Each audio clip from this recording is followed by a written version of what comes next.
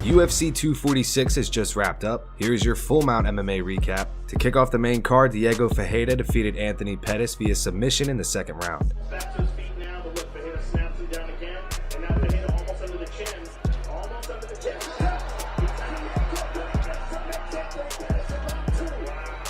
Diego is now 16-2 in his pro MMA career and is currently on a 6-fight winning streak. Brian Kelleher defeated O'Day Osborne via submission in the first round. Alexei Olenek defeated Maurice Green via armbar in the second round.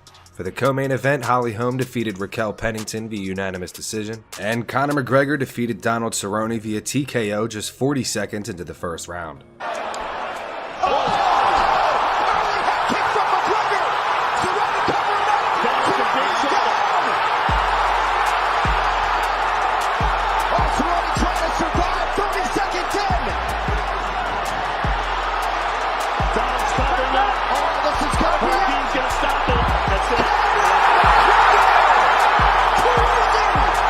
Here are some reactions from the MMA community. Nate Diaz says weak as f***, followed by and why the f*** you in a robe, referring to Jorge Masvidal. Ended it off with this shit's all fake. Platinum Mike Perry says good shit. Ben Askren says Conor versus Masvidal next. Biggest option for UFC. Derek Brunson says one thing for sure, Conor comes out ready to put people away. Supreme killer instinct. Brendan Schaub says baddest superstar in combat sports is back. Justin Gaethje says that man is good. Bitch move to take that fight. Say my name at the Notorious MMA. And Conor McGregor's coach John Kavanagh says best version so far.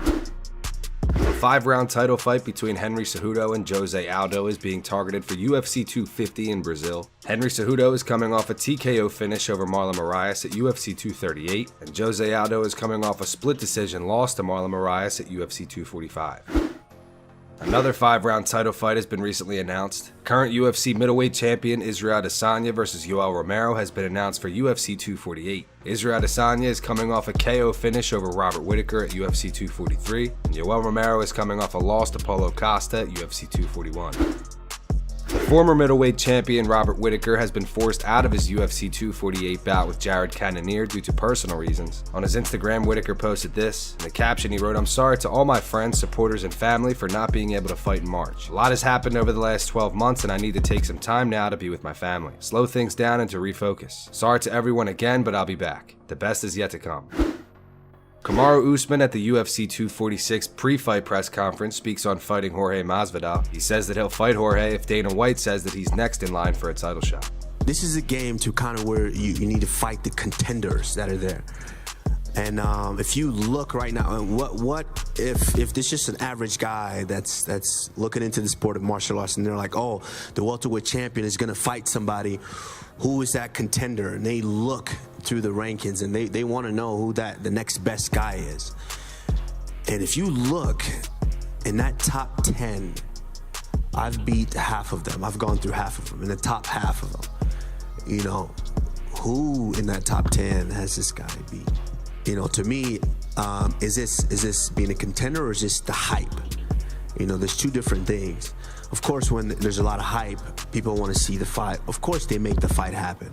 But when it's, you know, a true contender that has been running through the division, beating all the worthy guys to get there, of course, I'll be happy to take on that because I know that's the next toughest, best challenge. That's all that is. Like I said, anybody can get it. When Dana says that's the guy, I say when.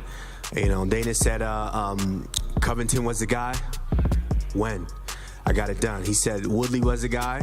When? I got it done. So it doesn't matter. Whoever they put in front of me, it's my job as a champion to go in there and shoot them down. Alexander Gustafsson posts some new training footage to his Instagram.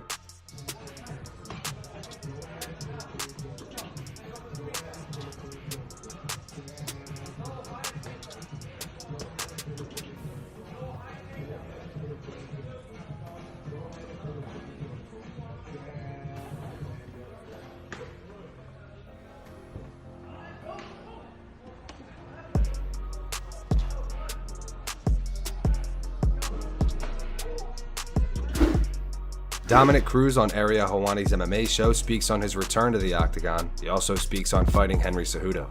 I know for sure I will be fighting within the next 6 months is my goal.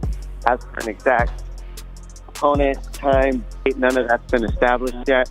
I do know that I'm just building this atrophy back in my right shoulder, and I'm feeling really good. I'm on track. Well, there's a chance. I'm in possibility. The way I look at it is he's the champion currently, and he called me out and said he wanted to fight me. So why wouldn't the fight happen unless he plays musical chairs with his call out, which is what he's been doing. So I'm not sure what Henry's thinking, but when the champion of the division calls you out, you step up and you take it if the health is right, and the health is right, and the timing's right for me. So I think that's the fight that makes sense. I mean, I did lose my last fight, but it was for the title. I was the title holder. And, you know, I didn't really get my shot to jump right back in there because I got myself injured back to back. But my skill sets have not tarnished at all. They're still there. It's just a matter of showing up and getting into that fight with Henry. But he's got to, and right now, I don't think anybody knows what he wants. I don't think he knows what he wants, to be honest.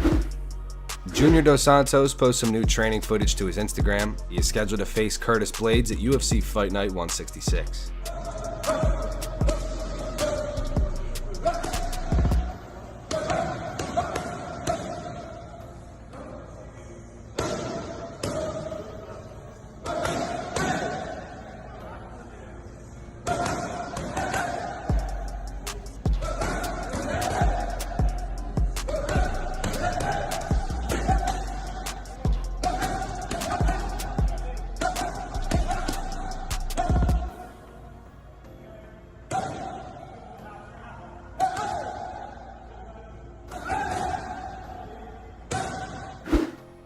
UFC middleweight Paulo Costa in a recent interview speaks on the champion Israel Adesanya. He says that he's just a loudmouth and has made it very personal. Speaking of Bloody Elbow, he went on to say, Adesanya makes no difference to me. He's easier than Uriah Hall. I have no career goals of fighting him. I just want to because he's a loudmouth. I want to beat him up because of that. It's personal. When it comes to sports merit, I think Yoel Romero would be harder than Adesanya. There is no comparison. If Romero wins, it will mean more to me professionally. I want to knock him out. If I beat Romero, then I'll want to fight Adesanya too.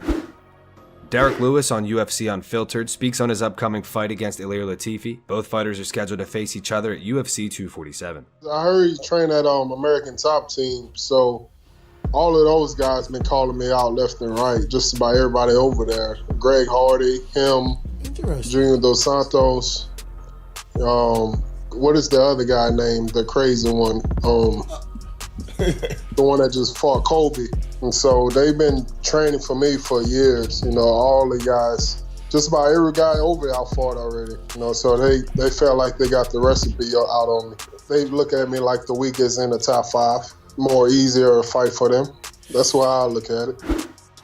And Michael Bisping on the Believe You Me podcast speaks on Israel Adesanya versus Yoel Romero. He says with Yoel being involved in so many wars, he sees Israel getting his hands raised. Adesanya understands reach, okay? He knows how to use, he's got a reach advantage on most people. He knows how to use it, much like John Jones. Him and John Jones are going back and forth all the time, but they're very, very similar versions. All right, Jones is a very good wrestler as well. Adesanya is a kickboxer, but you see the comparisons that I'm making.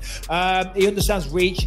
Yoel's going to have a tough time. Yoel's the older man. Yoel's got a lot of miles on the clock. He's been through a lot of wars, much like Robert Whittaker. I'm not taking away from Adesanya's win over Robert, but wars take their toll on you. You know what I mean? Like we were talking on the last show, at what point do you think, you know, I hit my peak, but then I started to decline? You know what I mean? The more wars you have, like that war I had with Anderson Silva, do you know what I mean? That takes a toll. Nothing is free. You know, if you go out there as a fighter and you're going through war after war after war, it's going to limit your career. There is outliers to that. People like Diego Sanchez, who's been fighting in the UFC with the most reckless style you could ever imagine for the longest time possible. You know what I mean? That guy's an anomaly. That isn't generally how it goes. And if you look at Robert Whittaker, he had those 2 wars against Yoel Romero, and I don't think he looked that good against Stylebender. Now, of course, Stylebender was on the money. He looked fantastic, and it was a beautiful knockout. As I say, not detracting from his performance. But on the flip side, Yoel Romero as well. The wars that he had with Robert Whittaker, I think they may play a factor. And he had another war against Paulo Costa. That was a fucking hell of a fight. So all these wars, the fact that he's 43, the fact he's the shorter guy, and the fact that Adesanya is really finding his stride right now, yeah, I got Adesanya winning that fight.